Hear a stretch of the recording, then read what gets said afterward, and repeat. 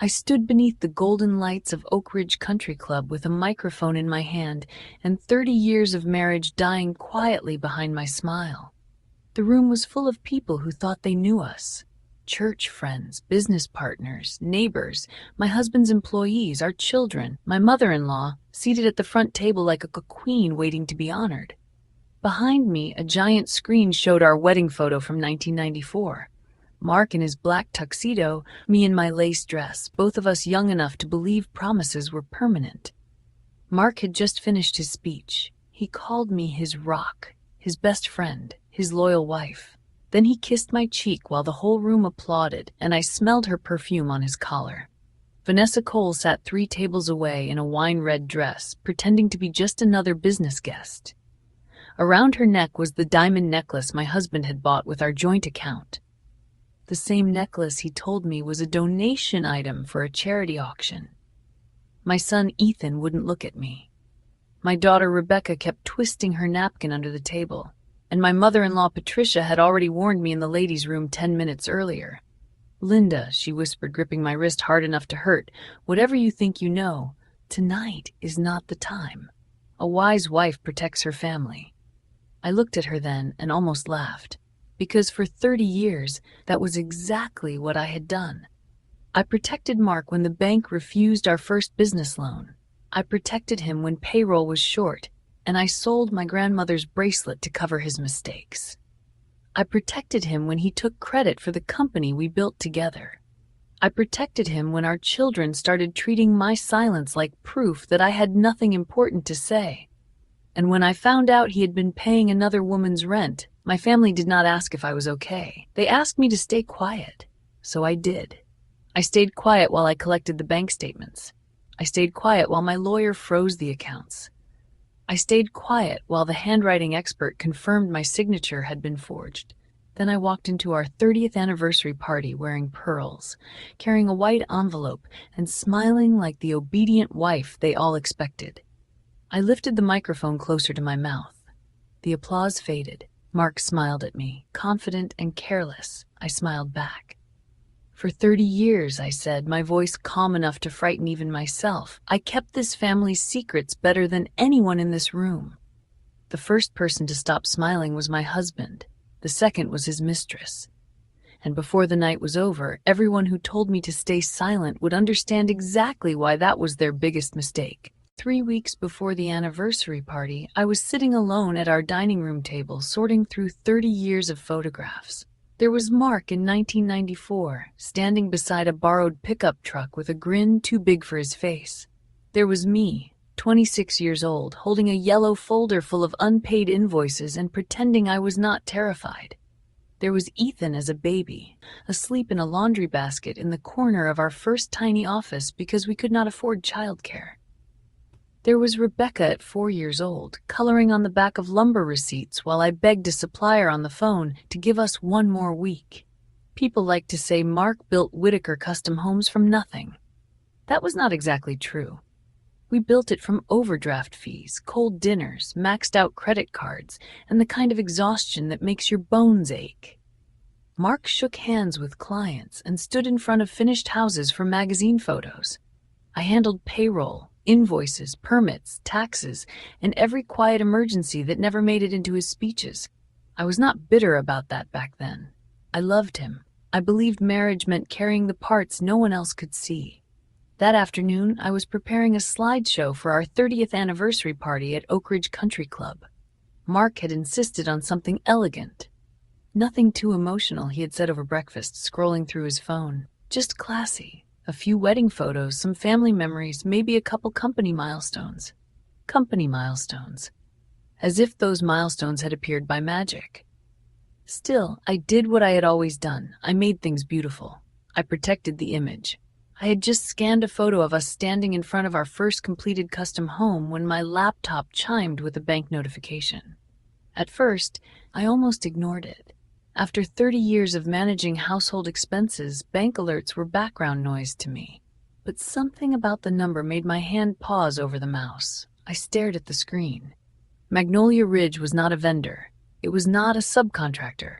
It was a luxury apartment complex, 20 minutes from our house, the kind with rooftop fire pits, valet trash pickup, and leasing agents who called tiny one-bedroom units executive residences. I clicked into the transaction. The payment had come from our joint personal account, not Mark's business account, not the company operating account, ours. For a long moment, I simply sat there with the old wedding photo still glowing on the scanner beside me. In the picture, Mark was looking at me like I was the only woman in the world. On the laptop screen, he was paying rent somewhere I had never been. I called him. He answered on the fourth ring. "Hey, Lynn, I'm between meetings. Everything okay?" His voice was smooth, too smooth. "I just got a bank alert," I said. "Why are we paying Magnolia Ridge Apartments $4,200? There was half a second of silence. It was small, almost nothing. But after 30 years of marriage, half a second can tell you more than a confession. "Oh," he said quickly. "That's for a subcontractor, temporary housing. Guy came in from Atlanta for the Myers project. From our personal account?" Another pause. "The office card was flagged last week," he said. "It was easier this way. I'll have accounting reimburse it."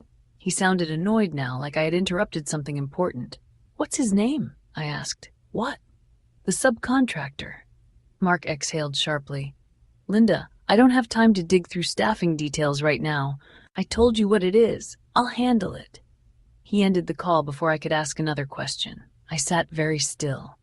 The house around me was quiet in that expensive, polished way people mistake for peace. Sunlight fell across the dining room floor. The silver frames on the wall reflected small pieces of the life everyone thought we had. A successful husband, 2 grown children, a beautiful home, a marriage lasting 3 decades. I moved the cursor back to the bank account. One strange payment could be explained. So I searched. Magnolia Ridge appeared again the month before, and the month before that. Then there were charges from a boutique I had never visited, a spa in South Park, a restaurant downtown where Mark had told me he was meeting a client, 2 hotel charges in Charleston from a weekend he said he was inspecting storm damage on a coastal build. My mouth went dry. I scrolled further until I found a charge that made my stomach tighten. I remembered that one. Mark had told me it was a donation item for a charity auction. I remembered because I had smiled at him across the kitchen and said, "That's generous." And he had kissed my forehead like I was sweet for believing him. That evening, Mark came home at 8:17. I know because I was sitting in the living room with the lights off, watching the reflection of his headlights sweep across the front windows. He walked in wearing the navy suit I had picked up from the dry cleaner 2 days earlier. His tie was loosened, his hair was slightly damp, like he had run his fingers through it too many times. When he leaned down to kiss my cheek, I smelled perfume. Not mine. Something floral, expensive and young. "Long meeting?" I asked. He tossed his keys into the ceramic bowl by the door. "You know how clients are." "Yes," I said softly, "I do." He did not notice the way I watched him. That was one of Mark's oldest mistakes. He thought because I was quiet, I was not paying attention. The next morning I drove to the office. Whitaker Custom Homes occupied the top floor of a renovated brick building downtown. Mark loved that building because it made him look established. What he rarely mentioned was that I had negotiated the lease when we were nearly bankrupt and convinced the landlord to give us 6 months at half rent. The receptionist looked surprised to see me. "Mrs. Whitaker," she said, sitting straighter. "Mr. Whitaker is in a design meeting." "That's fine," I said. "I'll wait." I did not have to wait long. Mark's office door opened and a woman stepped out. She was tall, maybe mid-30s, with glossy brown hair and a cream-colored blouse tucked into tailored pants. She carried herself like someone who had practiced being watched. Vanessa Cole. I knew her name from company emails. Interior design consultant. New hire. Mark had praised her fresh eye more than once at dinner. Her fingers rose briefly to her throat. That was when I saw it. A diamond necklace. Delicate, elegant, expensive. Exactly $800-900 expensive. Vanessa smiled at me. "Mrs. Whitaker," she said warmly, "I've heard so much about you." Behind her, Mark appeared in the doorway. For one brief second, his face changed. Not guilt, not regret, fear. Then he recovered, stepping forward with that polished public smile I had helped him build. "Linda," he said, "what a surprise." I looked at Vanessa, then at the necklace. then back at my husband. I smiled. I'm sure it is. Mark stepped out of his office and closed the door behind him with a little too much care. Vanessa was still standing between us, smiling like she had no idea she was wearing proof around her throat. The diamond necklace caught the office lights every time she moved, throwing tiny white sparks across the hallway wall. "Linda," Mark said, forcing a laugh, "you should have called first. We're in the middle of finalizing the Myers presentation." I kept my eyes on Vanessa. "I can see that." Vanessa's smile tightened just enough for me to notice. "I'll give you two some privacy," she said, her voice soft and sweet. She walked past me, leaving behind the same perfume I had smelled on my husband's collar the night before. For a few seconds I did not speak. Mark hated silence. He always had. Silence made him fill the room with explanations, and explanations from guilty people usually came with loose threads. He lowered his voice. "Don't start something here." I looked at him. "Start what?" "You know exactly what I mean." His jaw flexed. "You walking in without warning, staring at my employees, making everyone uncomfortable." "Your employee is wearing a necklace from Harrington Jewelers." His face went blank, just for 1 second. Then he gave me the same patient expression he used with difficult clients and city inspectors. "Linda, I don't know what you think you saw, but Vanessa comes from money. She can buy her own jewelry. She also lives at Magnolia Ridge." His eyes sharpened. That was when I knew, not suspected, knew. Mark glanced toward the receptionist's desk, then took my elbow and guided me toward the small conference room beside his office. His fingers pressed harder than necessary. The moment the door closed, his voice changed. "You went through the bank records?" "Our bank records," I said. He turned away, dragging a hand over his face like I was exhausting him. "You're spiraling." I almost laughed. There it was. The first weapon. Not denial, not apology, not even shame. Diagnosis. "You've been stressed about the anniversary party," he continued. "You've been emotional lately, maybe looking through old photos brought things up, but you cannot come into my office and accuse me of God knows what." I asked about rent. "You implied something filthy." "You made it filthy, Mark." His eyes darkened. For the first time in weeks, maybe years, he looked at me like I was not furniture. "I'm warning you," he said quietly. "Do not embarrass me in front of my staff." I stepped closer. "You embarrassed yourself." For a moment I thought he might shout. Instead, he smoothed his tie, straightened his shoulders, and became the public version of himself again. "Go home, Linda," he said. "We'll talk tonight." I drove home with my hands wrapped so tightly around the steering wheel that my fingers ached. The strange thing was, I did not cry. I had imagined, in some younger version of my life, that if I ever discovered my husband was cheating, I would collapse. I would scream. I would throw his clothes onto the lawn like women did in movies. But real betrayal did not feel dramatic at first. It felt cold. It felt like standing in your own kitchen and realizing the floor beneath you had been quietly rotting for years. When I got home, Ethan's truck was already in the driveway. That surprised me. My son was 29, married to his job at Whitaker Custom Homes, and usually too busy to stop by unless Mark sent him. Rebecca's SUV was parked behind him. That surprised me more. I walked inside and found both of my children sitting in the living room like they were waiting for a verdict. Ethan stood when he saw me. Rebecca stayed seated, twisting a tissue between her fingers. "Mom," Ethan said carefully, "we need to talk." I set my purse on the entry table. "About your father's affair?" Rebecca closed her eyes. Ethan's face tightened, so they knew. The realization did not hit like a slap. It hit like a door locking from the outside. "How long?" I asked. Neither of them answered. "How long have you known?" Rebecca whispered. "Mom, please don't do this." "Do what?" "Ask my children why they knew their father was sleeping with another woman and said nothing." Ethan stepped forward, using the same calm, managerial voice Mark used when he wanted people to obey without feeling ordered. "It wasn't that simple. It rarely is when people are lying." His cheeks flushed. "Dad made a mistake." I stared at him. "A mistake has an end, Ethan. Your father is paying monthly rent." Rebecca started crying then, but not the kind of crying that reaches another person. It was frightened, selfish crying. "The party is in 3 weeks," she said. "Everyone from church is coming. Dad's clients will be there. My in-laws will be there. If this comes out now, it will humiliate all of us." "All of us." I looked at my daughter, this woman I had held through fevers, heartbreaks, nightmares, and college rejections. Somehow, in her mind, my husband's betrayal had become her inconvenience. "So your solution is for me to smile beside him?" Ethan exhaled. "Just for the party." I turned to him slowly. "And after the party?" He looked away. That was answer enough. Before I could speak, the front door opened without a knock. Patricia Whitaker walked in wearing a cream wool coat and pearls, her silver hair pinned perfectly into place. Mark's mother had never entered a room quietly in her life. She arrived like she owned the walls. "Linda," she said, "we need to be sensible." I gave a small smile. "Good. I was hoping someone would finally try that." Her mouth hardened. "Do not take that tone with me. You are hurt, and I understand that. But a woman of dignity does not drag private pain into public view.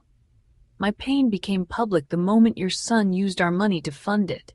Patricia's eyes flicked toward Ethan and Rebecca, annoyed that I had said it plainly. "Mark has carried this family for decades." "No," I said. "Mark has stood in front of this family for decades. There is a difference." The room went silent. Patricia stepped closer. "Men with pressure sometimes make foolish choices. Wise wives survive them." I looked at my children. Neither defended me. That was the moment something inside me stopped begging. Not loving, not hurting. Begging. Patricia reached into her handbag and pulled out a folder.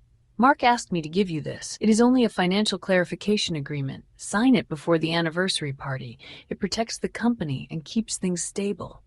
I took the folder. My name was already printed on the first page. A gold pen was clipped to the top as if my hand had only been waiting for permission. I looked at Patricia, then at Ethan, then at Rebecca. "You all came here to ask me to forgive him?" Ethan swallowed. "No, Mom. We came here to ask you not to destroy the family." I held the folder against my chest and finally understood. They were not afraid Mark had betrayed me. They were afraid I would stop protecting them from the consequences. I waited until they left before I opened the folder. Not because I was afraid of what it contained, because I already knew. A woman does not survive 30 years beside an ambitious man without learning how betrayal smells before it enters the room. It smells like expensive ink, like fresh paper, like a gold pen clipped neatly to a document meant to rob you while calling itself protection. I sat at the kitchen island, the same island where I had packed school lunches, signed birthday cards, and once stayed up until 2 a.m. helping Mark prepare a bid that saved our company from bankruptcy. The title on the first page read, "That sounded harmless, almost responsible." But by the third page, my stomach had gone still. The document described Whitaker Custom Homes as Mark's separate professional asset. It stated that my involvement over the years had been supportive in nature, not operational. It claimed that I had never held a meaningful managerial role, never made binding financial decisions, and never contributed capital beyond ordinary marital support. Ordinary. That word sat on the page like an insult. I thought of the winter we could not afford office heat when I wore gloves at my desk and typed invoices with numb fingers. I thought of the payroll week when I sold my grandmother's bracelet so 17 men could take paychecks home before Christmas. I thought of every supplier I begged, every permit I chased, every bank officer I charmed, every client's wife I reassured, while Mark stood outside selling confidence he did not yet have. Ordinary marital support. I kept reading. If I signed, I would waive future claims to company appreciation. I would accept a fixed settlement amount. I would acknowledge that Mark had full authority to restructure business holdings, transfer company shares, refinance jointly used properties, and establish new trusts for generational continuity. The language was polished. The intention was not. They were not asking me to forgive an affair. They were asking me to sign away 30 years of my life. My hands did not shake until I saw the final page. There, beneath a paragraph about voluntary consent, was a signature line with my name printed below it. And beside it, lightly penciled in the margin, someone had written, "I took a picture of every page." Then I called Grace. She answered on the second ring. "Tell me you didn't sign anything," she said. I looked at the gold pen lying on the counter. "I haven't lost my mind yet." "Good. Send me the agreement." 10 minutes later, my phone rang again. Grace did not say hello. "Linda," she said, her voice sharp in a way I had only heard twice in our friendship. This is not just about Vanessa. I know. No, I mean, you really need to understand this. This document is designed to separate you from the business before a larger financial move. It gives him room to shift assets, and if you sign, you'll look like you agreed to it. I looked out the kitchen window.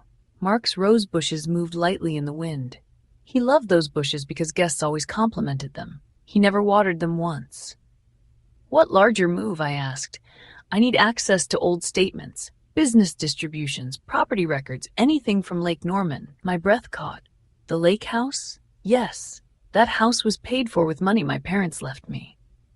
I know, Grace said quietly. That's why I'm worried. An hour later, I drove to Grace's office with a banker's box full of old records in the passenger seat.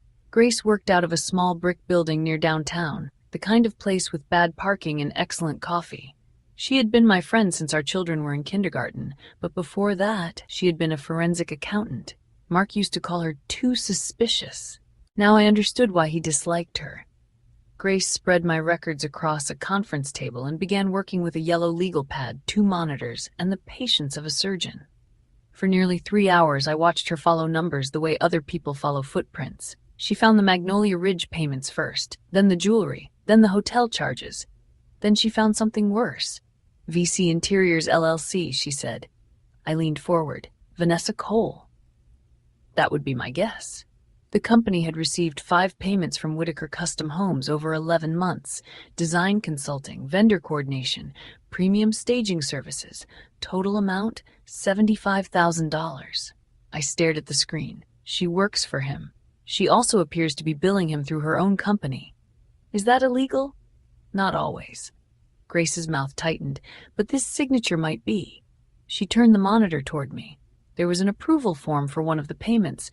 At the bottom was my name, my signature. Except it was not my signature. It was close, very close. Someone had practiced the shape of my L, the long sweep of my W, the way I crossed the T in Whitaker. But they had missed one thing. I never connected the final R. Mark knew that. Anyone who had watched me sign hundreds of checks knew that. My skin went cold. He forged my name. Grace did not answer immediately. She printed the document, placed it in front of me, and tapped the bottom line.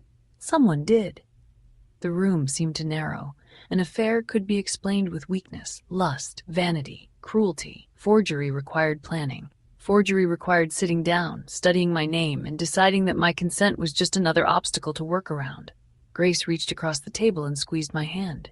Linda, you need a lawyer. I thought I needed a marriage counselor. You needed that years ago, she said. Today, you need someone who knows how to freeze assets. She gave me the number of Samuel Brooks. His office was on the 23rd floor of a glass building uptown. By 5 o'clock, I was sitting across from him while the sun dropped behind the Charlotte skyline. Samuel Brooks was in his early 60s, silver-haired, calm-eyed, and dressed like a man who had spent decades watching wealthy husbands underestimate their wives. He read the agreement first, then the bank statements, then the forged approval form. When he finished, he removed his glasses and looked at me. Mrs. Whitaker, he said, your husband is not preparing to save your marriage. I already knew the next words before he said them. He is preparing to remove you from it. I swallowed. And the company? He is trying to rewrite history before he moves money. I looked down at my wedding ring. For 30 years, I had worn it like a promise. Now it felt like evidence. Samuel folded his hands on the desk. I need you to listen carefully. Do not confront him. Do not warn your children. Do not tell his mother. Do not sign anything. From this moment forward, you smile when necessary. You speak as little as possible, and you let us document everything. I nodded slowly. And the anniversary party? I asked. Samuel studied me. Do you still intend to attend? I thought of Mark on that stage, calling me loyal while Vanessa sat in the same room wearing diamonds bought with my money.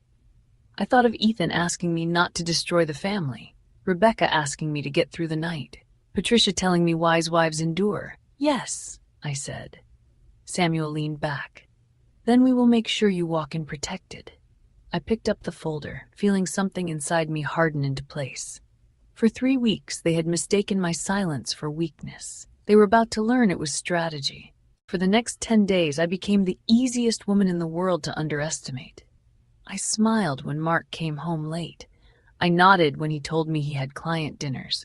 I thanked him when he brought me flowers from the grocery store, still wrapped in plastic, as if carnations could cover the smell of another woman's perfume. Every performance he gave me I accepted. Every lie he handed me I folded neatly and saved. Samuel had told me silence would protect me better than rage, and he was right. Rage would have given Mark something to use. Rage would have let him call me unstable, emotional, irrational. A woman who screams gives guilty people a story to tell. So I did not scream. I documented. Grace continued digging through financial records. Samuel filed quiet emergency motions that Mark would not see until the timing was right.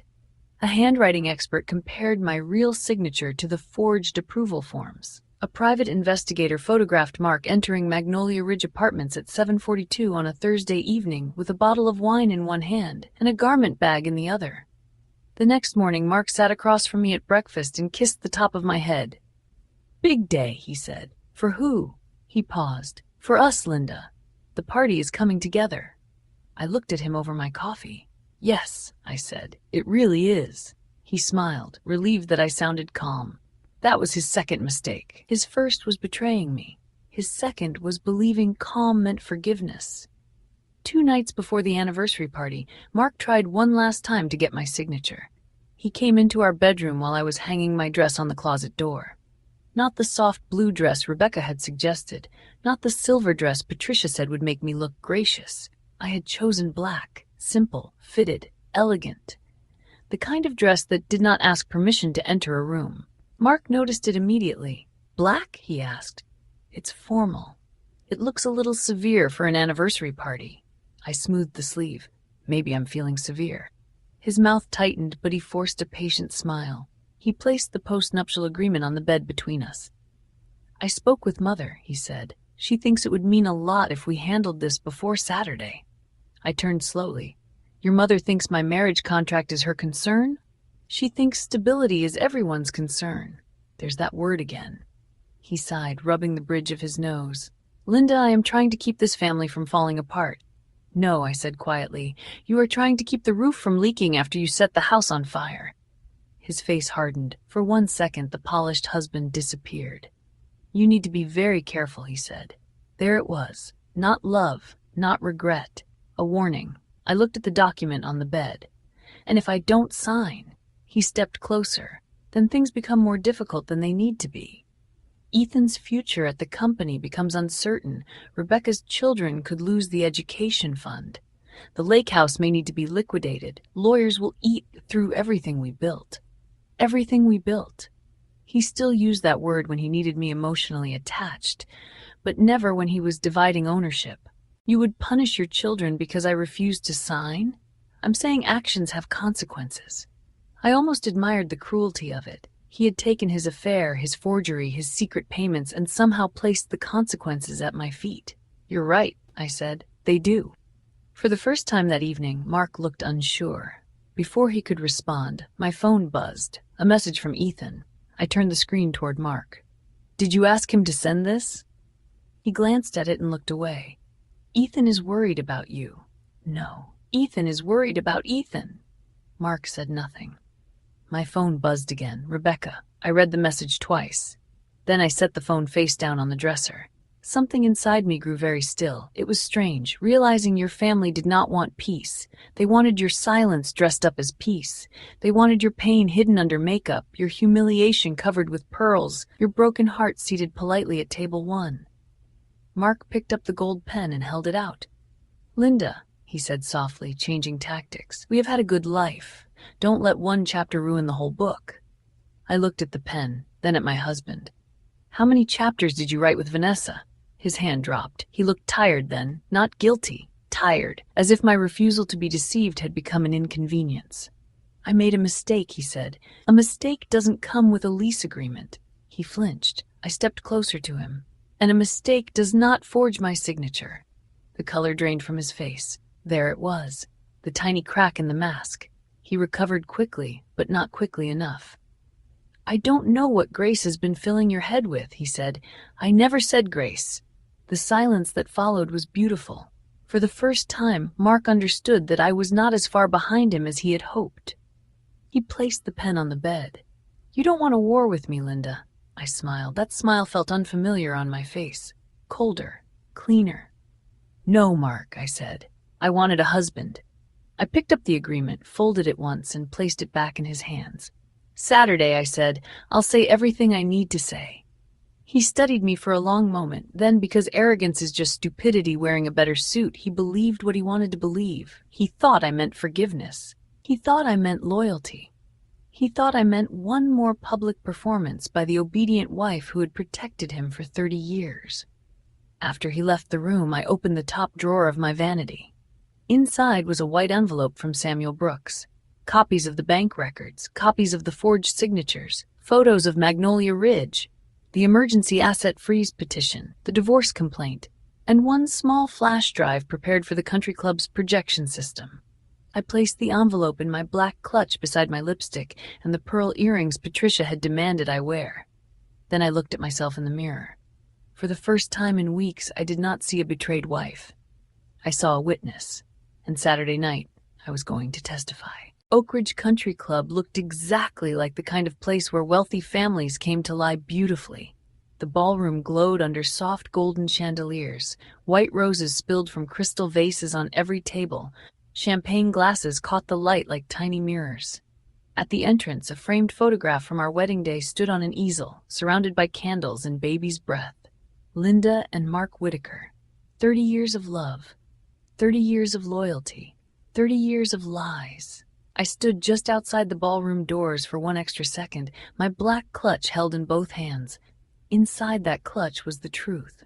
Not all of it. Not every wound, not every lonely night. Not every time I had swallowed my own humiliation because someone else needed dinner cooked, bills paid, children soothed, or a husband protected. But enough. Enough bank records. Enough photographs, enough forged signatures, enough legal documents to turn this party into the last performance Mark Whitaker would ever control. A waiter opened the ballroom doors. The noise rushed toward me first. Laughter, music, clinking glasses, the comfortable hum of people who had no idea they were sitting inside a storm. Mark turned when he saw me. For a moment, I watched his face carefully. His eyes moved over the black dress, the pearl earrings, the calm smile I had practiced in the mirror. He looked relieved. That almost made me laugh. He walked over and placed a hand at the small of my back, like he still had the right. "You look beautiful," he said. "Thank you." His fingers pressed lightly against me. "Tonight means a lot to me, Linda." "I know," he smiled, mistaking my answer for tenderness. Across the room, Patricia was already seated at the front table, wearing ivory silk and the expression of a woman who believed obedience was a family tradition. When I approached, she reached for my wrist. "You look appropriate," she said. "How generous of you to notice." Her eyes narrowed, but she kept her voice low. "Remember what we discussed. No scenes, no accusations. Smile. Thank your husband. Protect the family." I looked at her hand on my wrist. Slowly, I removed it. "I intend to protect the family tonight, Patricia." She relaxed. That was the danger of arrogant people. They only heard the meaning that served them. Ethan arrived 10 minutes later with his wife. He kissed my cheek quickly, then looked past me toward his father, as if checking whether the room was still safe. "Mom, is he okay?" It was the first time he had asked me that in weeks. But his eyes were not full of concern. They were full of fear. "I'm fine, Ethan." "Good." He lowered his voice. "Dad said you two talked. He said you're going to be reasonable." I studied my son's face. I saw the little boy who used to climb into my lap after nightmares. I saw the teenager whose college applications I edited at midnight. I saw the grown man who had chosen his inheritance over his mother's dignity. "I am going to be very reasonable," I said. He nodded, relieved. Rebecca hugged me too tightly when she arrived. "Please," she whispered into my ear, "just get through tonight." I pulled back and looked at her. "That is exactly what I'm doing." She smiled shakily, not understanding that getting through something can mean walking through fire instead of around it. Then I saw Vanessa. She was standing near the bar, laughing softly with two of Mark's business partners. Her wine-red dress was elegant, expensive, and just inappropriate enough to feel deliberate. The diamond necklace rested at her throat, sparkling under the chandelier light. My necklace, my money, my marriage hanging around another woman's neck. When she noticed me looking, Vanessa lifted her glass slightly, almost like a toast. I smiled back. Her smile faltered first. Dinner began at 7. The first hour was a parade of public affection. Friends from church stood to share stories about Mark's generosity. A retired banker praised his vision. One of our longtime clients called him a man of integrity. Every word landed on me like ash. Then came the slideshow. There we were, young and smiling. Mark holding a hammer, Mark shaking hands, Mark cutting ribbons, Mark standing proudly in front of houses I had helped finance, schedule, permit, and rescue from disaster. I appeared in the background of most photographs, holding a baby, holding papers, holding everything together. At our table, Mark squeezed my hand for the audience. I let him. Then the MC, a cheerful man from the country club staff, stepped onto the small stage. "And now," he said brightly, "we'd like to invite Mark Whitaker to say a few words about the woman who has stood beside him for 30 wonderful years." The room applauded. Mark rose slowly, adjusting his jacket with the confidence of a man who had never imagined the floor beneath him could open. He took the microphone. "My friends," he began, smiling warmly, "I am a blessed man." People murmured in agreement. "For 30 years, Linda has been my rock, my home, my best friend, my loyal wife." Loyal. The word moved through the room like a match struck in darkness. Mark turned toward me, performing softness. "She believed in me when no one else did. She gave me a family, a home, and a reason to build something lasting. Everything I have done for her and for our children." Ethan clapped first. Rebecca wiped her eyes. Patricia lifted her chin, satisfied. Vanessa looked down into her champagne glass. Mark raised his glass toward me. "To Linda," he said, "the woman who stood by me through everything." The applause rose around us. I stood. Mark's smile widened as I walked toward the stage. He thought this was the moment I would complete the picture, the gracious wife, the forgiving woman, the silent ornament placed beside his reputation. He handed me the microphone. His fingers brushed mine. "Be kind," he whispered. I looked into his eyes. "I'll be honest." For the first time all evening, Mark's smile twitched. I turned to face the room. The applause slowly faded. Every face lifted toward me. Friends, family, employees, clients. My children, my mother-in-law. My husband's mistress. I held the microphone with one hand and my black clutch with the other. "For 30 years," I said, my voice calm and clear, "I believed protecting my marriage meant staying quiet." The room softened, expecting sentiment. I opened my clutch. "But tonight, I finally understand something." I removed the white envelope. Silence does not protect a family. Mark stopped breathing. I looked straight at him. It protects the person destroying it. A sound moved through the ballroom. Not quite a gasp, not yet a whisper, just the soft collective intake of people realizing the evening had changed shape. Mark stepped toward me quickly, still wearing that public smile, though his eyes had gone flat and dangerous. "Linda," he said, low enough that only the front tables could hear, "this is not the time." I kept my gaze on the room. That's what everyone kept telling me. Ethan stood halfway from his chair. "Mom, please." I turned to him. "No, Ethan. You asked me to be mature. This is what maturity looks like when it finally stops protecting lies." His face went pale. I opened the white envelope and removed the first page. 3 weeks ago, I discovered that my husband had been using our joint account to pay $4,200 a month for an apartment at Magnolia Ridge. The room went completely still. Vanessa lowered her champagne glass. I looked directly at her. An apartment occupied by Ms. Vanessa Cole, who is here tonight as my husband's business guest. A few heads turned. Vanessa stood so abruptly, her chair scraped against the floor. "This is insane," she snapped. "Mark, do something." I almost smiled. For once she sounded exactly like what she was. Not a sophisticated woman in a red dress, but a thief caught wearing someone else's diamonds. Mark reached for my arm. I stepped back. "Don't touch me." The microphone carried those 3 words through the ballroom like a gunshot. His hand dropped. I nodded toward the projection booth at the back of the room. The giant screen behind me changed. Our wedding photo disappeared. In its place appeared a bank statement. Magnolia Ridge Apartments, Harrington Jewelers, the Charleston Hotel, the restaurant charges, the spa receipts. Then came the photograph of Mark walking into Vanessa's apartment with a bottle of wine and a garment bag. Someone at the back table whispered, Oh my God! Patricia rose from her chair, trembling with rage. Linda Whitaker, you stop this humiliation right now. I looked at her. Humiliation is not when the truth is spoken, Patricia. Humiliation is when a woman is betrayed and everyone around her teaches her to swallow it politely. Her mouth opened, but no words came out. I clicked the small remote in my hand. The screen changed again. This time it showed the postnuptial agreement. After I discovered the affair, my husband and his family did not ask if I was all right. They asked me to sign this. Mark's expression cracked. Those are private legal documents, he said sharply. No, I said, they are evidence. I turned back to the guests. This agreement would have described the company I helped build as Mark's separate asset.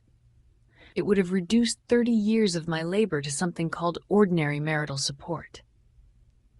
I let the words sit. Then I clicked again. A forged approval form appeared on the screen. My name written at the bottom in a signature close enough to fool strangers, but not close enough to fool me. And this, I said, is my signature, except I never signed it. Mark's face drained of color. Vanessa moved toward the side exit. Before she could reach it, 2 men in dark suits stepped into the doorway. They were not police officers, not yet. They were investigators from Samuel Brooks's office, and they stood there silently, making sure no one disappeared with a phone full of deleted messages. Then Samuel himself entered the ballroom. He walked down the center aisle with a leather folder in one hand and the calm expression of a man arriving exactly on time. He stopped in front of Mark. "Mr. Whitaker," he said, "you have been served." The room erupted. Chairs scraped, guests whispered, someone's glass tipped over and shattered. Rebecca covered her mouth with both hands. Ethan sank back into his chair like his bones had vanished. Mark stared at the document Samuel placed against his chest. "What is this?" he demanded. Samuel's voice remained even. "A divorce complaint, a motion for temporary asset restraint, a request for forensic accounting of Whitaker Custom Homes, and notice regarding suspected forgery and misuse of marital funds." Mark turned to me, no longer pretending. "You vindictive woman." For the first time that night, my voice sharpened. "No, Mark. I was a loyal woman. You were just foolish enough to believe loyalty meant blindness." Vanessa began crying near the exit, but no one moved to comfort her. Patricia gripped the edge of the table. "You have destroyed this family." I looked at my mother-in-law, at my children, at the man I had loved for more than half my life. "No," I said quietly. "I stopped letting this family destroy me." For a moment, no one spoke. Then Grace stood near the back of the ballroom. She began to clap, one clap, then another. A retired employee from the company stood next, then his wife. Then a woman from church who had once told me privately that Mark took too much credit. The applause spread unevenly at first, then louder, until it filled the room and covered the sound of Mark's breathing. I placed the microphone back on the stand. I walked off that stage without looking at my husband. 3 months later, the audit froze Mark out of company control. Vanessa's LLC became part of an active financial investigation. The lake house stayed mine. The forged documents became evidence. Mark's perfect reputation did not survive the discovery process. Ethan apologized. I told him apology was a beginning, not a key. Rebecca cried in my kitchen and finally asked the question she should have asked weeks earlier. "Mom, are you okay?" I told her the truth. "Not yet, but I'm free." On what would have been a quiet Sunday with Mark, I drove alone to Lake Norman. I sat on the back porch with coffee in my hands, watching sunlight move across the water. For 30 years, I had mistaken silence for strength. Now I knew better. Strength was not staying quiet. Strength was speaking when everyone who benefited from your pain begged you not to.